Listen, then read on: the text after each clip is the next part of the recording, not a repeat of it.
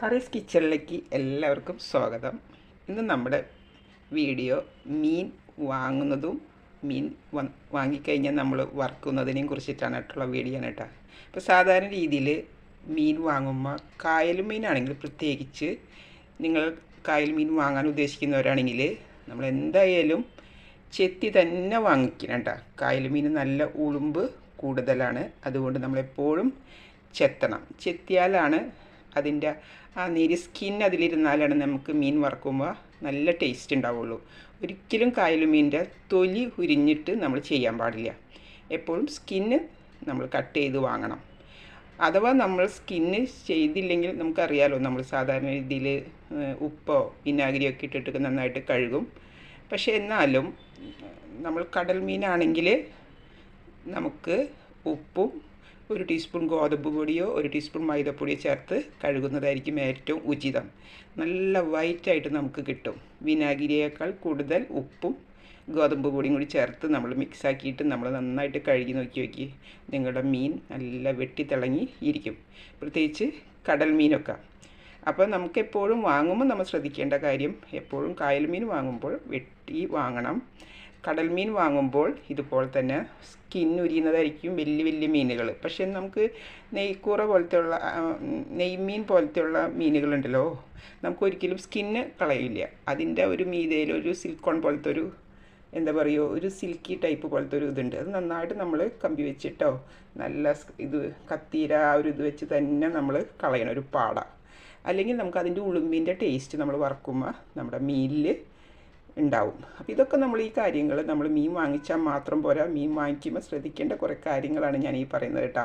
ഇത് നിങ്ങൾക്ക് മീൻ ഇഷ്ടപ്പെടുന്നവർക്ക് വളരെ യൂസ്ഫുള്ളാവും എന്ന് കരുതിയിട്ടാണ് നമ്മൾ പറയുന്നത്. വെറുതെ മീൻ വാങ്ങിച്ചാൽ മാത്രം പോരാ, വറുത്താൽ മാത്രം പോരാ.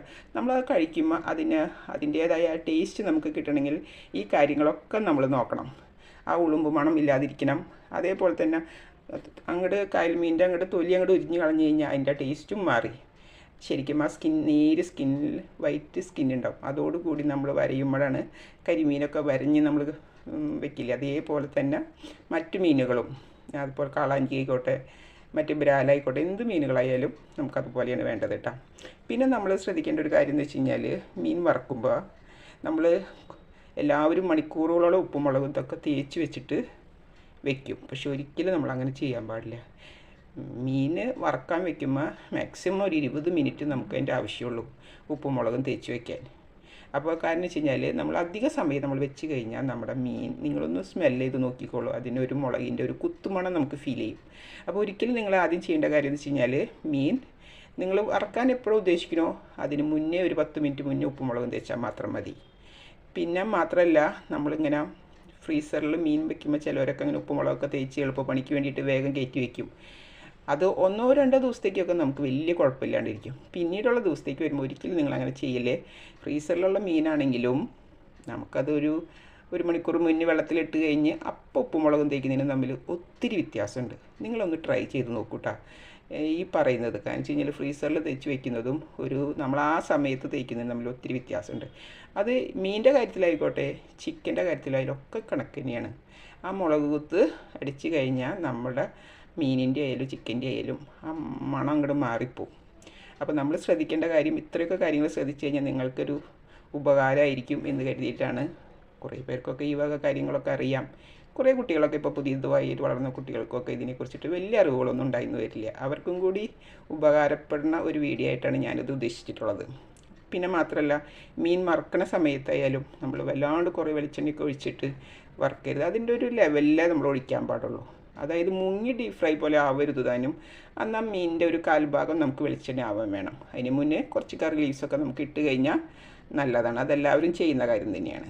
അതുമാത്രമല്ല, ഹൈ ഫ്ലെയിമിലിട്ടിട്ട് മീൻ വറുക്കാൻ പാടില്ല. എപ്പോഴും ഒരു മിനിമം ഒരു ലോ ഫ്ലെയിമിൽ തന്നെ നമ്മൾ മീൻ വറുക്കുകയും വേണം.